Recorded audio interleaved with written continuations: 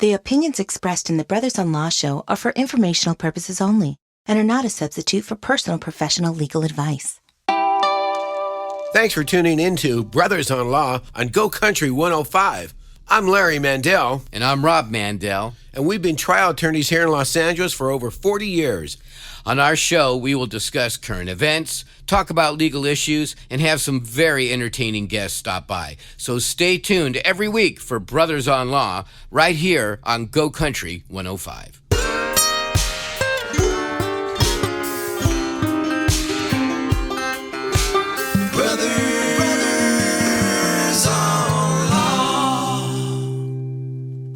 All right. Welcome to Brothers-in-Law. I'm Rob Mandel. And I'm Larry Mandel. And we are so happy to be back here with all of you. And thank you to Debbie, the mortgage mom. Good shout out to her. Very informative. You want to know about mortgages? Listen to Debbie. Gotta listen to Debbie. All right. So, Larry, you remember when we were kids?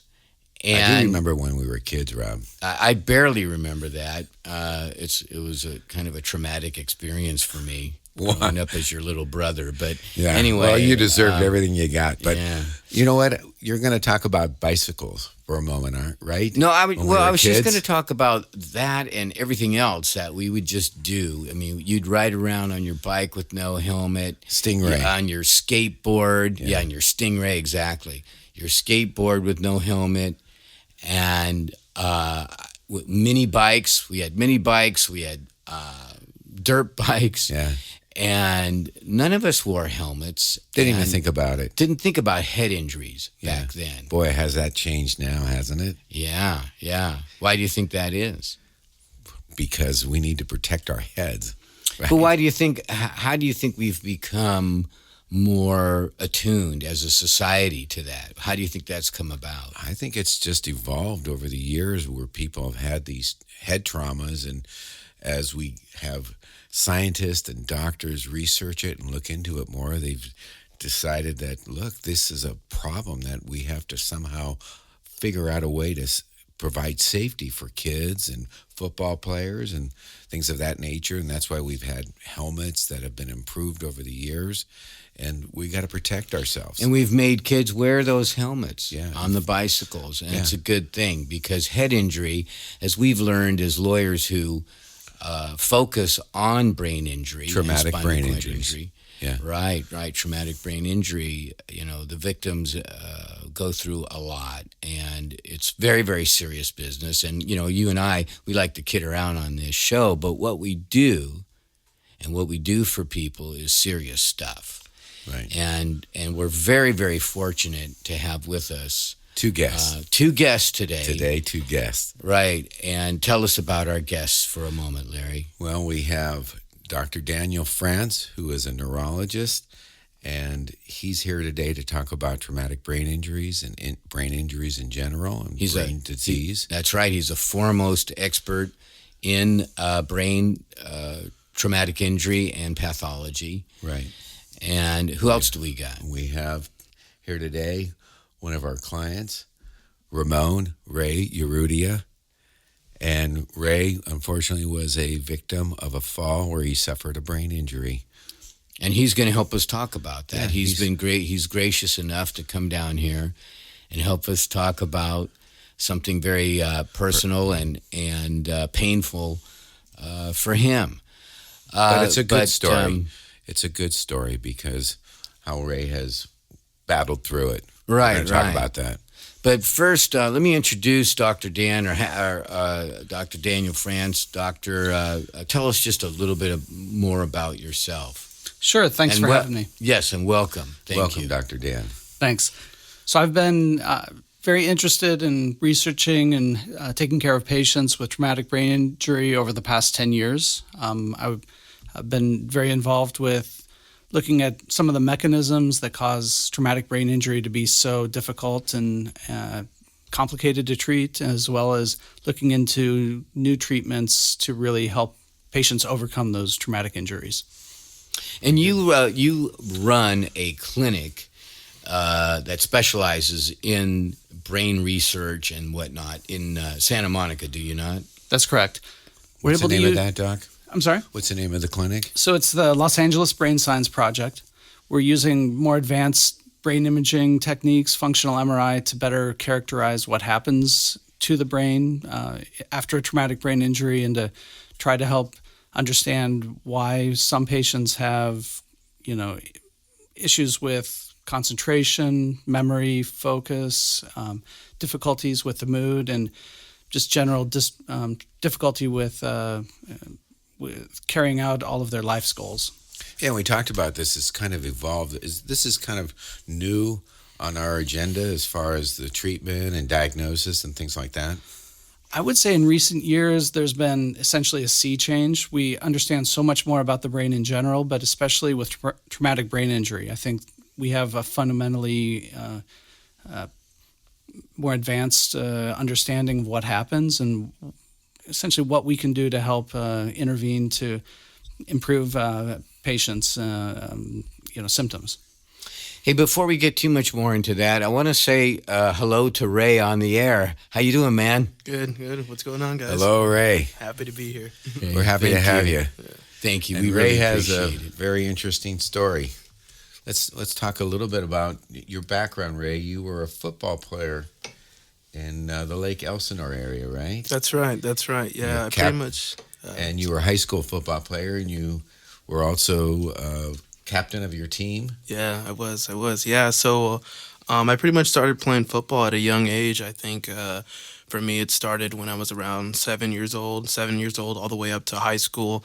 Pretty much just kind of improved my way up, and yeah.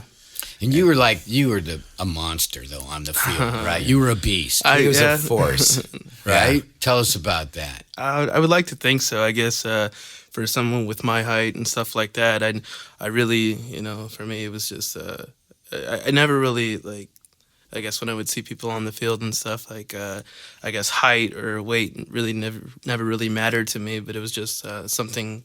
I guess I had a lot of passion, a lot of heart, and that kind of carried me a long way. So. And that still is with you today, Ray. For sure, definitely. Passion and heart. But in that process, of course, you took some hits. Yeah, absolutely. In the head. Yeah, absolutely. And so, and did you have some concussions? I did. I think I've had about 2 along my journey. I think I had one when I was younger, and then also one of the bigger ones I had when I played my junior year of high school. That one was pretty rough, I guess. It's one of the rougher ones that I had. And to tell us more about that, can you? With that one, it was really kind of different how it happened. So when I was on the field, I think I was like running the ball at the time, and it wasn't the initial hit. And when you play football, when you play running back, it's all contact, head first. You're definitely trying to run the guy over, that's trying to tackle you. Right. And so with that initial hit, I made contact with the guy at some point. He kind of got underneath me, and, as he started to unload on me, I ended up falling back onto the turf. And so it wasn't the initial hit, the first contact, it was when I hit the floor. So And when your head hit the turf or the grass. Yeah, so the back of my head, when it hit the turf, after that, it was pretty lights out for a minute. So, yeah, that was pretty rough. And before we talk about what you experienced just from that, Dr. Dan, do you mind if we call you Dr. Dan? Please. Love Okay. it. Yeah. It's Dr. Daniel France, but Dr. Dan. Dr. Daniel France. Yes. But Dr. we Dan will- works, yeah. Yeah. So what happens in an event like he was just describing? What happens to the brain? Well, I don't think we sometimes give enough consideration to how sensitive and fragile the brain is.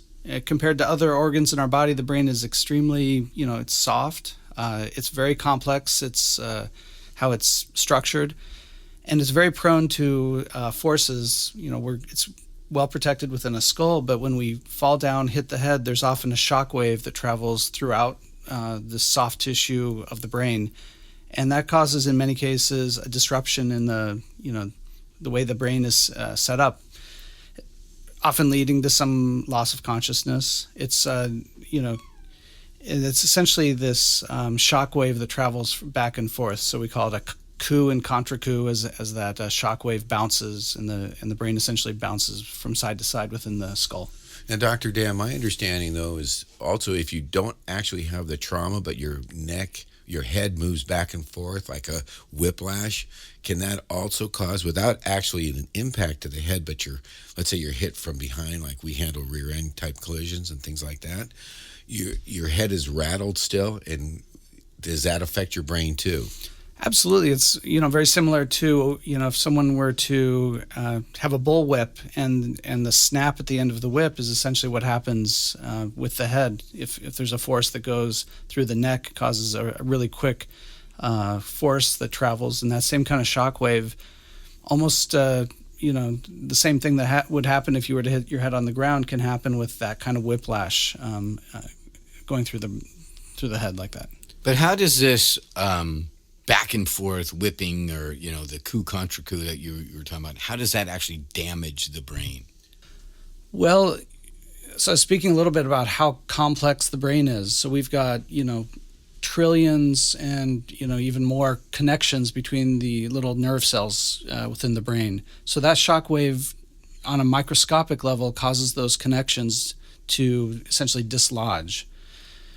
When that happens, the nerve cells themselves are damaged and require a period of repair, but for a brief period of time, often those, the brain will essentially stop working. That's when someone might experience kind of a jolt of confusion, or that's the lights out that Ray was talking about. Absolutely, yeah. And the prolonged loss of consciousness is the brain trying to reset itself after a more serious trauma from time. And so did Ray, after he played football and he had this injury, he can reset himself, though, even though he's had a trauma to the brain, right? Yeah, I like to tell patients that, essentially humans, we're all essentially evolved to have head traumas. We're essentially top heavy. Our heads are very, heavy, kind of the weight of a bowling ball that we're holding up. So it's very common for people to fall down. Children are very prone to falling down as they learn to walk, and throughout our lifetime, it's pretty common for us to have, to hit our heads. People are clumsy, or they slip and fall, or what have you. With that, we do have a mechanism to essentially reset and recover. There's a lot of inherent kind of healing that can happen within the brain, and we see that. And so often with smaller head traumas, there's a period of time, and so that can sometimes be months, where there's this recovery where the brain resets these small circuits. But it's, I think, what I tell patients, anytime they have, they feel a jolt, they feel any kind of confusion, they've suffered some type of a concussion, some type of a head trauma. We're Larry and Rob Mandel, the brothers-in-law, here on Go Country 105. Do you have a legal issue you need help with?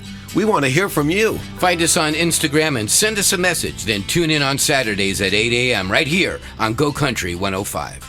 So, Ray, did you reset after your football? You were in your junior year? It was in my junior year, yeah. And so did you reset what we were talking about? In other words, did you feel what happened first, though, before he reset? I mean, what are we resetting? Oh, tell us what you experienced. Well, he had lights out, but then... From what I can remember from, like, my family and, like, what they told me after that, it was actually kind of funny. And my friends, too, on the field, like, they...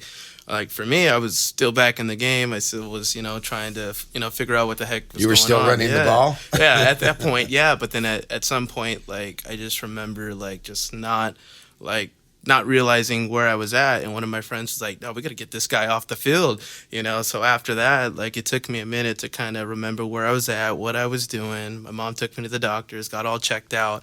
So I guess after that, I guess you can kind of feel the symptoms. Like, when you have something like that happens to you, I guess along the way, you can kind of realize that, there's some stuff going on here that doesn't feel normal than what's usual, I guess. And what was that in your case? I think with that one, it was just probably like irritability, probably too, like stuff like that, sensitivity to light, like little things from what I can remember from that one. It's been a while, but I guess. And did that go away ultimately?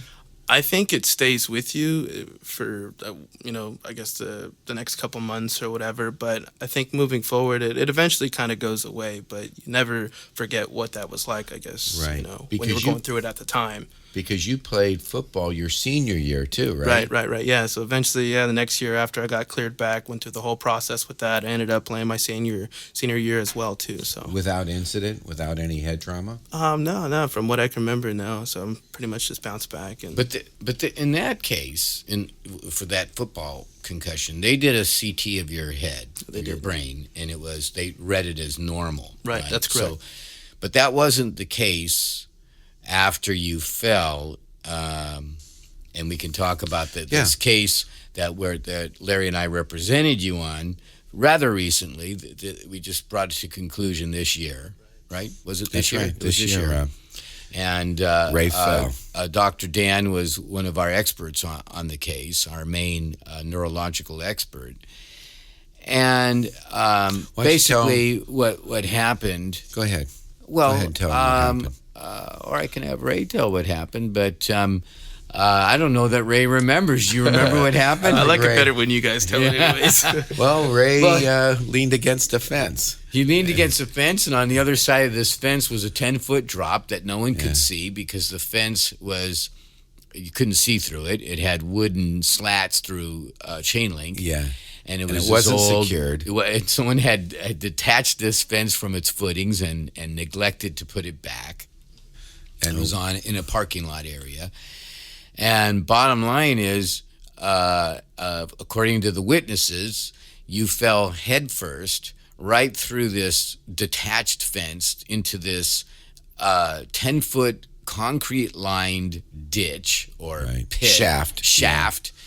And hit your head pretty much on the bottom. The back of his head. He hit the back of his head. But the whipping that you were talking about, Dr. Dan, was so intense. What happened? Well, I mean, so essentially the skull hit the ground, the brain bounced around, and then the frontal lobe, the front part of the brain, hit the side of the skull, causing bruising and bleeding. And that frontal part of the brain, from what I understand, has a lot of important functions, right, Doctor? Essentially everything that makes us who we are is located in the frontal lobes.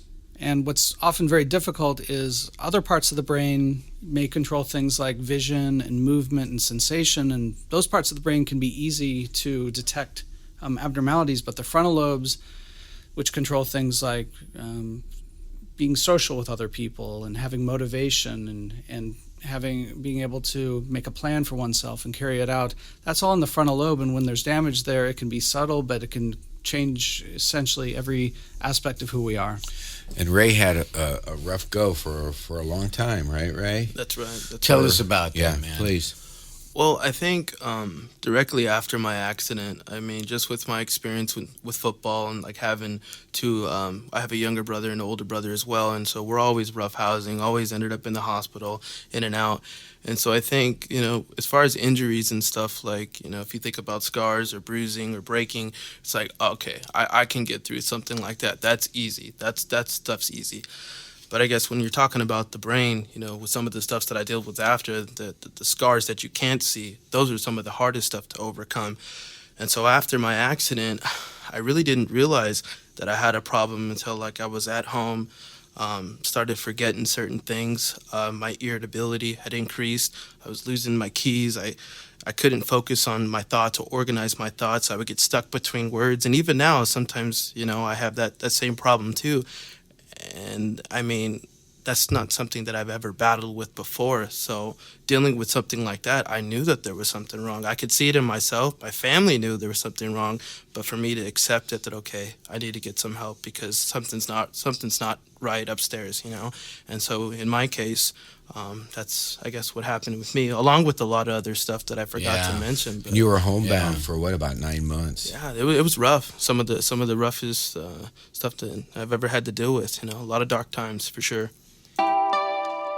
Have you suffered or been injured by someone else's negligence? When you need a legal team that will stand up for what is right, won't give up the fight and obtain justice, call 818-886-6600. Mandel Trial Lawyers specializes in personal injury cases of all types. Whether it's a car accident, product or premises liability, dog bite, or a catastrophic injury, Mandel Trial Lawyers are there for you when the fight is worth it. Call now for your free consultation. 818-886-6600. Let the scales of justice tip in your favor. Hey, if you missed any part of this show or you just want to hear it again, go to brothersonlaw.com for all of our previous shows and all things Brothers on Law. Because of that experience, what would you tell people that, that have had some kind of brain trauma or similar experience? Could you tell them that they might expect? Man, that's a loaded question. I guess it's different for everybody. Well, what happened to you, Ray? I mean, as far as what do you? You mean besides what he just told us? No, but I mean what they could expect exactly. Yeah. But what could somebody expect? I guess dealing with just day to day. Every day is going to be different. Some days. Like the way I explained it to you guys and the way I explained it to my family, it's like what kind of day you're going to have as soon as you wake up in the morning. It's either going to be a good day or a bad day. I mean, like anybody else, but I guess on a more drastic, in a more drastic way, I guess, it's rough. It's a battle to get out of bed, and along with these problems that you're having, you're also dealing with, stuff of depression, anxiety, so when you can't, when you were dealing with those things, it's a combination Dr. of a lot Dan, of things. yeah. Well, I was just going to Dan, say that, go ahead. because part of the challenge for a guy in that situation like you were and are to a large degree still, right, is that you look normal, you sound normal, and it takes sometimes people around you that know you so well to say, wait a minute, hey, this is wrong, this is different, right? That's right. And as part of our case, we had his family and friends to testify. That was important to say what type of changes they saw in Ray, because for Ray, it's hard at first initially to really kind of explain and articulate some of the things that were happening to him. And Dr. Dan, you wanted to weigh in on that. Well, yeah, I think one of the most difficult things with a traumatic brain injury is that there's oftentimes no outward sign of the damage. So if someone were to break their leg, you'd have a X-ray of a broken femur, and everyone could understand what the nature of the injury was. But with a traumatic brain injury like this, all of the damage is hidden inside, and it's no less physical injury as a broken leg or spinal cord injury, but it's still very subtle. And so having a team, physicians, and family and everyone be really aware of what the nature of a traumatic brain injury, it's vital, and it's very important to have that understanding to come, to overcome those injuries. And there are some tests, though, that are like diagnostic tests. Rob talked about the CT, which is the CAT scan, and there's MRIs. And in Ray's case, there was a way to determine that he had a brain injury from the bleed inside the brain. Is that correct? In his case, there was a clear sign of bleeding. It was not an extensive amount of bleeding, but it was enough to cause that frontal lobe to become dysfunctional. So that we had from the get-go. The more advanced functional MRIs gave us a better understanding of what circuits of the brain were not working. For example, we could tell that the mood circuits that were so problematic were not functioning based on that fancy or more advanced MRI. And that is the challenge, I think, for so many of these folks who've had brain injury and they have a legal action, but they don't have a physical finding on a clear finding on a scan like Ray did, but they still have similar dysfunctions, similar problems, irritability, loss of memory, loss of ability to deal with others on the same basis. And so then all of a sudden there's a medical challenge to figure out, okay, how do you show that? And how do you show that, Dr. Dan? Well, It's kind of a complicated question because on one side, we don't necessarily always need those more advanced tests to get that information. We know when someone's had a frontal lobe injury that we need to be more sensitive to ask questions about how they're socializing and what their mood is like and how they're structuring their day, because it's sometimes when we see a doctor, they'll test the strength and they'll test our eye movements and so on, and all that can be normal, but it's these more advanced functions that are often neglected. So for one thing, a really thorough evaluation with an expert who knows about traumatic brain injury oftentimes is sufficient to understand that. And we have these more advanced testing, cognitive testing, where we get a little bit more in depth into memory and so on. And then, finally, the most advanced types of imaging, like a functional MRI, can give additional info. We're Larry and Rob Mandel, the brothers-in-law, here on Go Country 105. Do you have a legal issue you need help with? We want to hear from you. Find us on Instagram and send us a message. Then tune in on Saturdays at 8 a.m. right here on Go Country 105. What would a family member or a friend kind of look out for if, let's say, somebody was in an accident or fell, like in Ray's case? What are the signs, the telltale signs? Absolutely. A change of personality.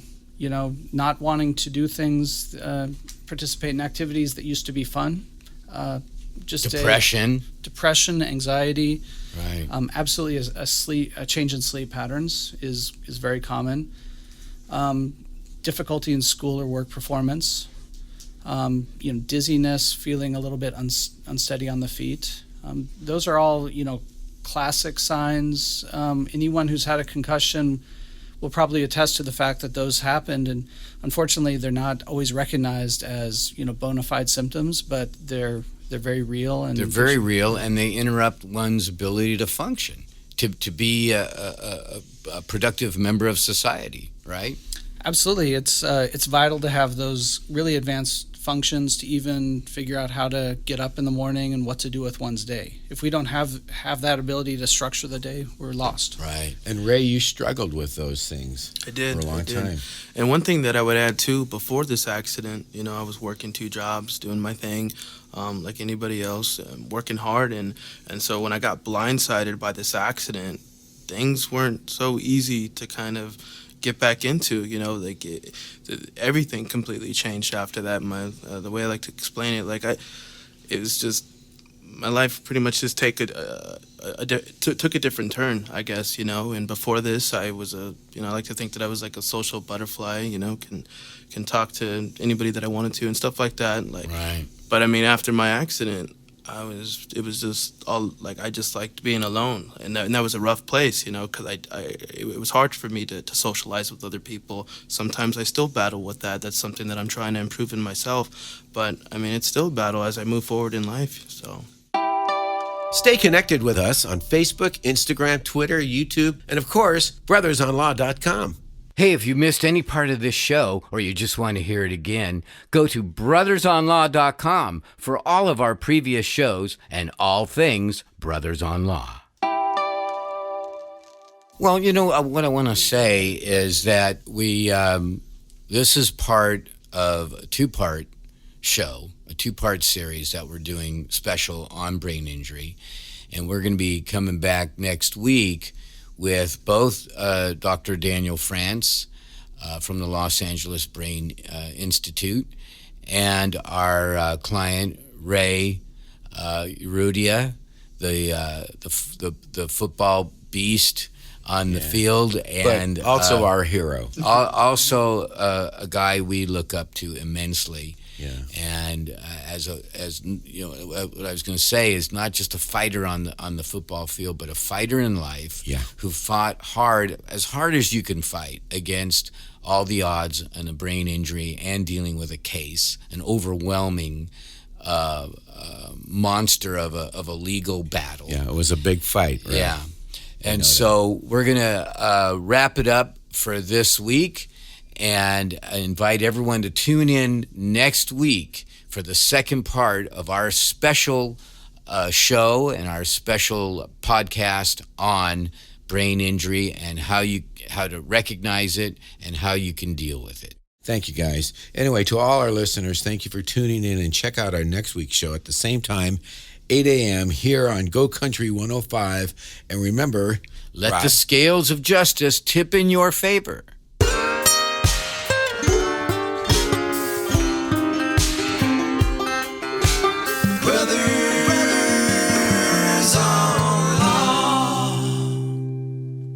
The opinions expressed in the Brothers on Law show are for informational purposes only and are not a substitute for personal professional legal advice.